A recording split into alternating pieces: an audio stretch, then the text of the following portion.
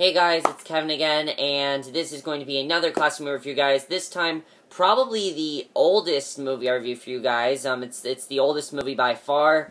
It's the oldest movie. It was made in 1967. It's a classic. I don't really know what to call it. I'd say dramedy. The Graduate. Now, this movie, I was looking forward to this movie. I heard it's one of the best comedies of all time. I heard it's one of the best movies of all time, and I was really looking forward to it. I also heard the ending is very confusing, and a lot of people always don't really know what to think of the ending. And I'm going to tell you this right now.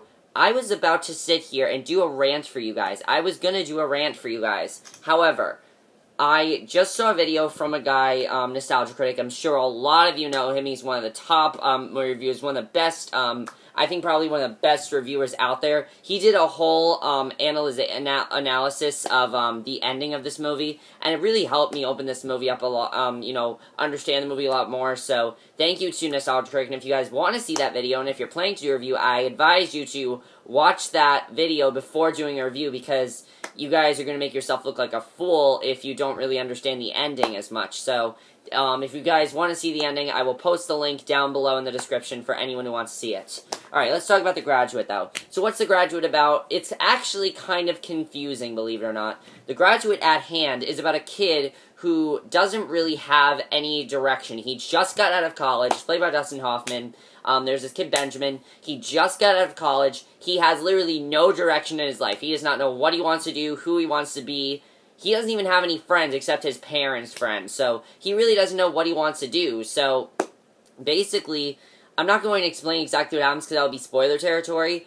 But he is approached with a rebellious opportunity. And from there on, he starts making rebellious decisions because he's never actually made his own decisions. Because, again, he doesn't really know what he wants to do, and he hasn't really done much in his life either. So that's pretty much what The Graduate's about. It's about a guy who's making a lot of bad decisions, and sort of he goes back and forth between, am I happy with my life, or am I just completely depressed with my life? And, at hand, The Graduate, that's what it's really about. Yes, it is about a little bit more than that, but really, if you think about the movie, that's really what it's about. So, let's get to, I really can't get to the acting in this movie, because honestly, the acting, guys, I don't know what to think of the acting. The acting, for me, is very, very wooden. I think Dustin Hoffman is very, very good in this movie. Probably my favorite performance from Dustin Hoffman. He did a really good job in this movie. Really, really awesome stuff from Dustin Hoffman. I mean, I've seen him in quite a few things, of course, but probably his best performance within this movie. You really feel like this character has no idea what he's doing in this movie. You don't know where he's going or anything. And this movie does a very good job at doing that. However, the movie doesn't just do that from the acting. It's actually more that the directors do, like the filmmakers in the movie do that more than, have more emotion than the actual character does. The other actors and actresses, they're fine, but I don't really find anything special about them because we're really not supposed to. We're supposed to just find this kid special, and that's what we're supposed to care about, is Dustin Hoffman's character. Basically, though, let's talk about the part that I'm sure everyone wants me to talk about, what is basically a full analysis of the movie. If you guys have not seen The Graduate, I'm going to do, like, a whole analysis. This review is probably going to be very different from my other classic movie reviews. Usually, I talk about the plot, I talk about spoilers, talk about things like that. For this movie, I really can't do that. I have a lot of analysis to do, and I really have to talk about it. So, as I said, the movie, full spoilers, by the way, if you have not seen the movie, so, yeah. The movie's on Netflix. I would check it out on Netflix. It's really good. Check it out. Definitely on Netflix. Okay. So, here's what I'll have to say about the movie. So, as you guys know, as I said, the movie is basically about a kid who has no direction in his life. So that's why he starts making the bad decisions. So when he's approached by, this older woman, Mrs. Robinson, to have her, he thinks that she is seducing him.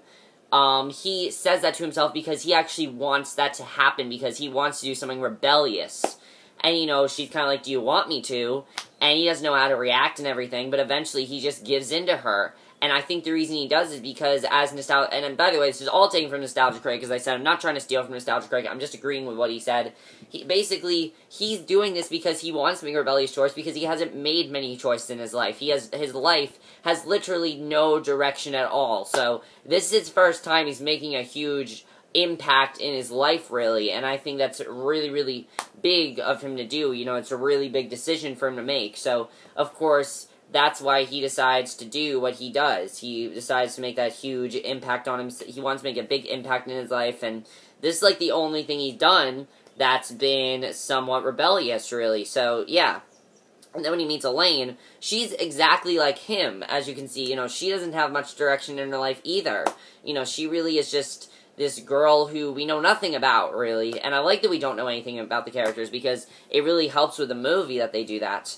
You know, basically, of course, they decide to go in a relationship and make their own decisions. And in the end of the movie, as we know, she's about to get married, and he does everything in his power to stop her. Even after Mrs. Robinson said, "I'm calling the cops, you're not seeing her," bottom line, that's the end of the story. Even after her parents say that, he does not listen to them, because, it's not so much that he's in love with her. He's not in love with her. It's not that he's in love with her. He's in love with the decisions he's making. He's in love with the rebellious part of it. He's in love with making his own decisions. That's what he's in love with. He's not in love with her.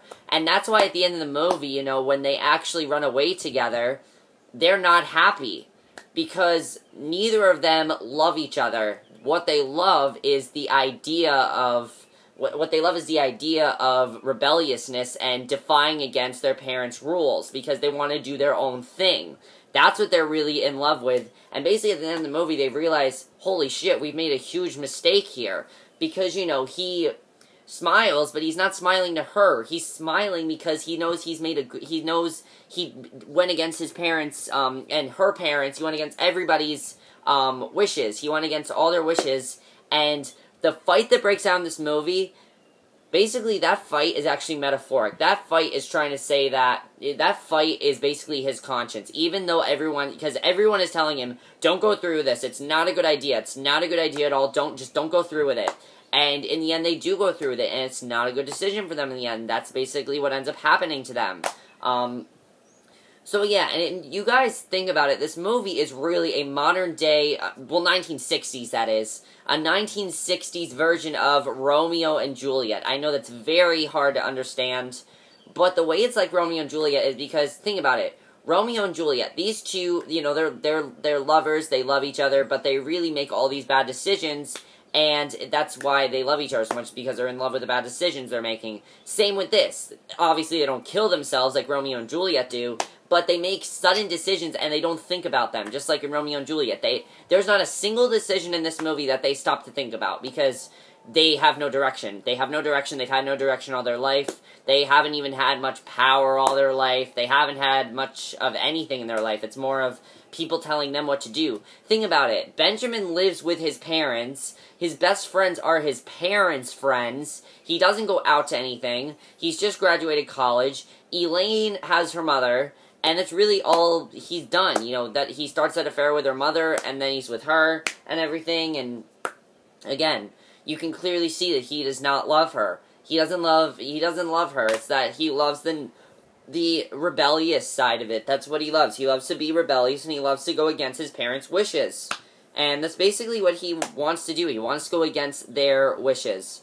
Now, the other thing about this movie, a lot of people are probably going to wonder, why does this movie randomly fade to black? I was wondering that myself. However, after thinking about it, think about him in this movie. One moment, he's really happy with his life, he's really happy with what he's done. The next moment, he's really depressed. The reason this movie goes back and forth between the fading to black is the next decision he's going to make. What is the next decision he's going to make? What is the next thing he's going to do? What's the impact that's going to have on him?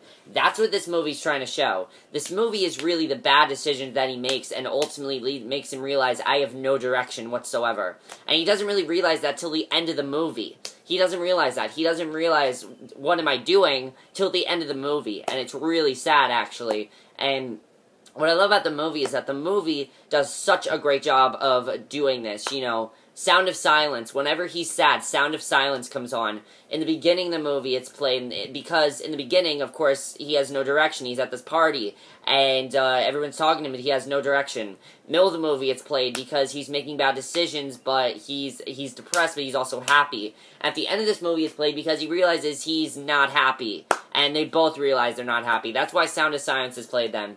Now, why is Mrs. Robinson played before then? Because he's confident that this is what he wants, that he wants the girl. He doesn't want the girl, though, again. He wants those bad decisions. He wants to keep making those bad decisions, and that's really what he wants to do. He just wants to keep making those bad decisions. But, as I said, the directing did a really good job of setting the tone for this movie. You know, when the scene needs to be sad, it was sad, not just because of his performance, but I say that the score in this movie, and even the directing, is a thing in itself, basically, is its own character, because it's this depressing force behind the movie. It'll make you depressed when you need to be, it'll make you happy when you need to be, and I like that the movie starts out really funny, but then you realize this is not a funny movie at all. I like that they do that, because it's kind of like, okay, I know what I'm getting myself into, but then it's like, no, I don't know what I'm getting myself into, and I like that about the movie. I like that the movie did that. I think they did a really good job of doing that. And for a movie that was made in 1967, this is a pretty racy movie. I mean, there's nudity in this movie, a lot of sexual references in this movie. I mean, it's a pretty racy movie for the 60s. The 60s itself was a very, as we know, rebellious time period, and that's why this movie was so successful, is because back in the 60s, you know, you had hippies, you had teenagers defying against their parents, and everyone loved that this movie really showcased that, because it kind of showed all those people what they're getting themselves into. Basically, that you should not make these kind of decisions. Don't just suddenly do this, because you're going to end up like Benjamin and Elaine, who have no future. That's why the movie, it just ends with them sitting there in disgust, like basically they're just upset, because they have no future. That's why the movie just ends like that, because they have no future, nothing's gonna happen to them, they're gonna just live their life the same, they're gonna continue to do the same things, and that's basically what the ending is trying to say, is that they have no future, and I think that's what the movie's really trying to say.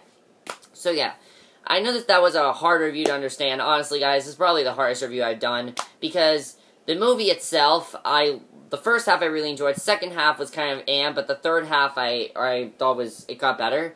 But now that I've seen Nostalgia Critic's review, I understand the movie a lot more, so I definitely, as I said, recommend you guys check out Nostalgia Critic's review, which I will, as I said, leave a link to. So yeah, let me know what you guys saw of The Graduate. Honestly, is it one of the best movies in the 1960s? Yes. It had to come out in the 1960s, because it was a very, it really showed teens what they were doing was wrong. What they were doing was wrong, and that if they continue to do that, they're going to end up like Benjamin and Elaine, who have no direction whatsoever in their life. So yeah, that's been my review of The Graduate. I hope you enjoyed it, and I'll see you guys in my next video, which will be for either the new episode of Orange is the New Black or another Class of Me review. I will see you guys for one of those videos. Okay, bye.